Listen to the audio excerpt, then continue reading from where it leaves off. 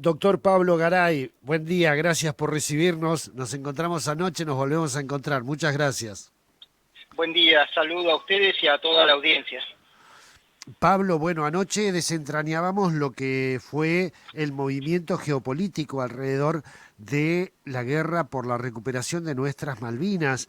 En principio, ¿qué similitud, qué diferencia hay en aquel escenario geopolítico de Malvinas del 82 y este escenario en torno a la guerra de Ucrania?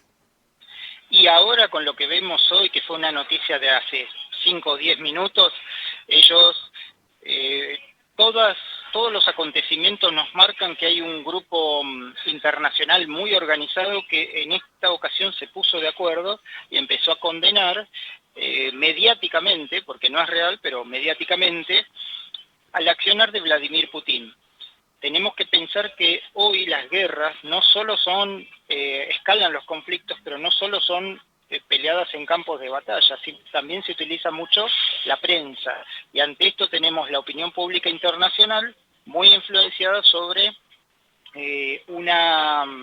figurativamente, una imagen que quieren eh, establecer sobre el rol de Vladimir Putin, olvidando años de historia y todo lo que estuvimos estudiando desde, que incluso lo nombramos en el programa, que no era un país definido hasta 1991 y no Claro. tienen una base étnica tampoco concisa ni nada. Entonces, mucha cuestión de historia está siendo olvidada y hay como un reemplazo por los medios de comunicación. Por ejemplo, no sé si se pueden nombrar los medios ingleses que yo miro cada, cada hora, podría decirse, Independent o Guardian, y siendo que quienes queremos saber del derecho y accedemos a RT, tenemos cierto control para no acceder a RT, que es Russia Today, que tiene otro tipo de información. Claro, Pablo, yo recuerdo en el 91, Bush padre y Gorbachev por la Unión Soviética y por Estados Unidos, fue como que se repartieron el mundo y allí decidieron la creación de Ucrania, ¿verdad? Claro, eso lo habíamos comentado anoche junto con fotos y algún artículo. Ellos se reparten el mundo en 1989 con la conferencia de Malta, que se llama la famosa Malta Summit. Claro. Ellos se repartieron el mundo y después en el 91 fue un proceso que costó, pero en el 91 empezaron a surgir las famosas independencias, luchas, conflictos, pero claro, fue fruto de lo que habían dividido en una mesa de negociación en el 89. En el 91 se vieron ya más tangibles las realidades. Claro, y a partir de ahí uno observa, sin tomar posición por una parte o por otra, Pablo, uno observa que ese territorio fue siendo seducido tanto por Rusia como por la OTAN, Europa, Estados Unidos, etcétera, ¿o no? Claro, claro, hay algo que yo siempre lo comento, inclusive lo comenté, mucha gente no lo sabe porque no había mucha información. El primer presidente que ellos tienen se llamó Kravchuk, incluso está vivo. Después llegó Leonid Kuchma en el 94 y terminó inclinándose a la OTAN y hacia Occidente, con lo cual Rusia no estuvo muy de acuerdo porque firmó un tratado muy peligroso para ellos que fue entregar absolutamente todo, entregar las armas nucleares, entregar las armas de mano, armas largas, absolutamente todo. Se lo entregó al famoso Bill Clinton y eso significó básicamente la muerte y el renacer de Ucrania, porque se desarmó por completo y después comenzó, es como que comenzó desde cero su Ministerio de Defensa y sus Fuerzas Armadas. Eso fue como un error muy grave estratégico de ellos y sí, ahí vemos el rol de una potencia que les dice, despójense de todos los bienes militares y vamos a iniciar desde cero.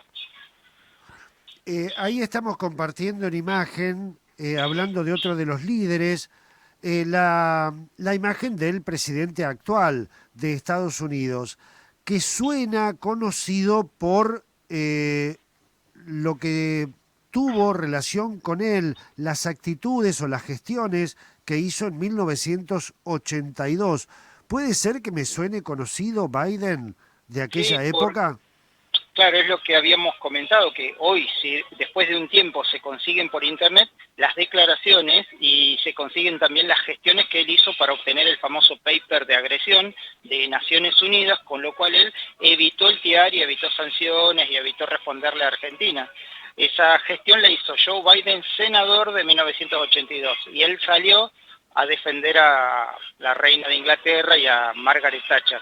Es decir, orientó a través de la postura de Estados Unidos, fue él quien orientó el apoyo de organismos fundamentales de América Latina, como fueron el TIAR, que apoyaban en su mayoría la postura argentina en Malvinas, bueno, la misma OEA. Claro, la OEA apoyó y sus votaciones fueron abrumadoras, hubo 2 abstenciones únicamente. Y sin embargo, Naciones Unidas tomó un rol de decir esto es una guerra de agresión, pero no decidió, en ese momento no estaba la política del peacekeeping, decidió no movilizar ninguna tropa, no fomentar ningún conflicto con ninguna otra potencia. Lo dejó como algo regional. Sin embargo, no era regional, ¿no? Porque había muchos países que estaban con mucho ojo sobre lo que sucedía en el Atlántico Sur. Como ahora hay una similitud. Es algo regional, pero gran parte del mundo está pendiente de lo que sucede en Ucrania. Por las cuestiones que hoy me llamaba la atención, hace 10 minutos, ustedes quizás desde la comunicación tienen otra óptica y les va a llamar también la atención, se empezó a declarar que criticaban a Vladimir Putin por las bombas de racimo que están prohibidas por la Convención de Ginebra, pero en Malvinas se usaron también y nuestros excombatientes las padecieron y también hay gente que tuvo muchos problemas físicos y discapacitados, pero nunca nadie dijo nada de las bombas de racimo, ni en el 82 ni posteriormente. Eso es parte de una demanda que se podría hacer a futuro. Claro, justamente Pablo, como especialista en Derecho Internacional Humanitario, a mí me interesa mucho plantear este escenario actual relacionado con el que tuvimos en Malvinas, sobre todo este movimiento de bloques que muestran lo que es el poder formal, por un lado, y el poder real en estos organismos de bloques, etcétera.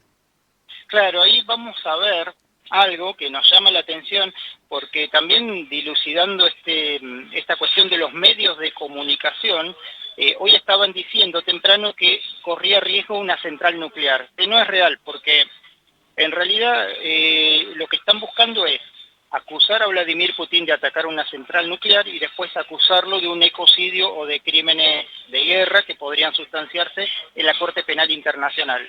Y algo que tiene Vladimir Putin y todo el bloque euroasiático es que tienen años de guerra y son muy precavidos.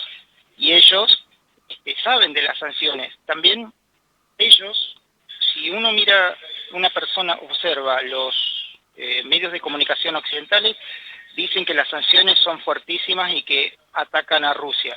Y si la persona observa los medios de comunicación de Asia, todos en inglés o en ruso, ellos dicen que las sanciones no les afectan en lo más mínimo, porque ya tienen todo solucionado como la famosa economía de guerra. Entonces ahí tenemos un problema de contrastación. La gente solo tiene una campana, se podría decir, y faltaría que los medios de comunicación se abran un poco más y muestren otras opiniones.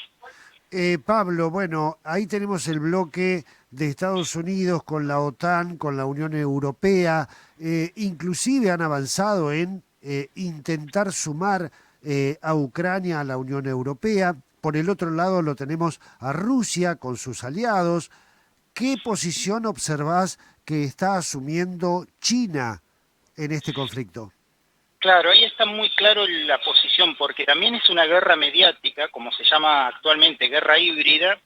Entonces vemos que, claro, los organismos que son manejados por cierto grupo de poder, Naciones Unidas, la Unión Europea, están condenando. Inclusive a mí me llamó la atención la cantidad de ofertas de cursos, congresos, resoluciones, universidades que dicen vamos a reunirnos para condenar la agresión. Pero eso es todo occidental. Si la persona ve y tiene una visión un poco más abierta, encuentra otras voces, como por ejemplo India Times, que son de India, y China, respondiendo a la pregunta, China en este momento tiene también una diplomacia muy muy buena, de mucha trayectoria, pero no termina de jugar su carta de adhesión a Rusia, porque se estima que ellos trabajan en conjunto. Y Rusia es llamado a nivel internacional el gran oso del norte, pero ellos están con un conflicto que su rol es trabajarlo y que se mantenga en el tiempo y no tienen ningún problema en que dure muchos meses. Y China va a analizar la geopolítica y va a establecer sus decisiones, que una decisión puede ser Taiwán, pero muchos analistas me han comentado que ellos no dan su voto porque traería problemas después con Taiwán, o sea, no toman una posición académica. Exactamente, exactamente. Bueno, hablando de lo académico, ha sido muy interesante en los últimos años cómo se ha vinculado, sobre todo a veteranos de guerra de nuestras Malvinas, con lo académico, ¿no? Porque necesitamos charlas como estas, Pablo, sumar información de ambos sectores, ir contrastando lo que han sido acuerdos, lo que han sido tratados. Algunas, bueno, anoche hablábamos en Malvinas, algunos compromisos secretos que se han asumido, el rol de las organizaciones políticas internacionales. Es fundamental que lo académico y este tipo de análisis se vinculen, ¿o no? Claro, eso también nosotros tenemos como una deuda de que no solo el gobierno nacional actual, sino todos los gobiernos que se han sucedido tengan más apertura, porque una de las cuestiones por las cuales hablábamos también con un poco de crítica del gobierno militar de esa época fue que no era muy astuto, porque ellos recibieron una oferta de Leónidas Brezhnev, que él decidía incorporarse, les ofrecía que se incorporaba a la guerra y él ganaba en una cuestión de 4 semanas, se ganaba esa guerra.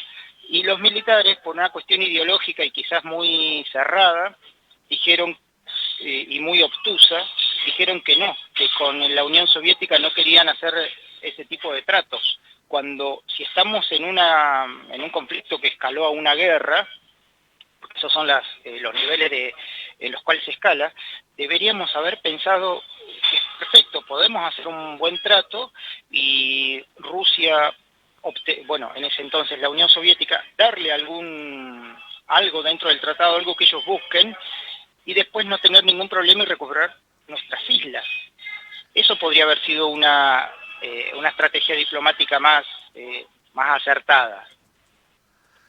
Doctor Pablo Garay, te agradezco muchísimo realmente poder tener a esta hora este tipo de análisis que vienen desde la evaluación eh, justa, ecuánime de cada una de las visiones que llegan a nuestros lugares sobre un conflicto, sobre una guerra. Como vos decías, una guerra o un conflicto que va escalando. El primer conflicto, luego escala a la guerra. ¿Qué opinás de una supuesta escalada a nivel nuclear en esta guerra?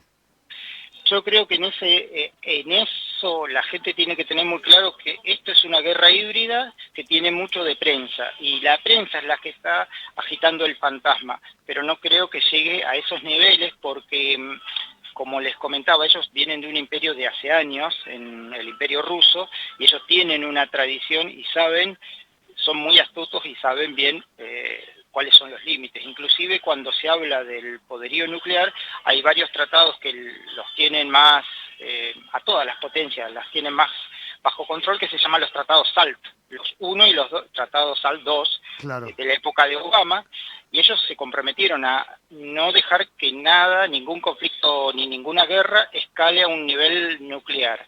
Ellos dijeron que comprometían a eso. Entonces yo creo que ni de parte de Rusia, ni de parte de los grupos de Estados Unidos o las demás potencias nucleares, yo creo que ellos son conscientes que ese es un límite, no creo que estén pensando en hacerlo. Pablo Garay, muchísimas gracias. Un abrazo grande.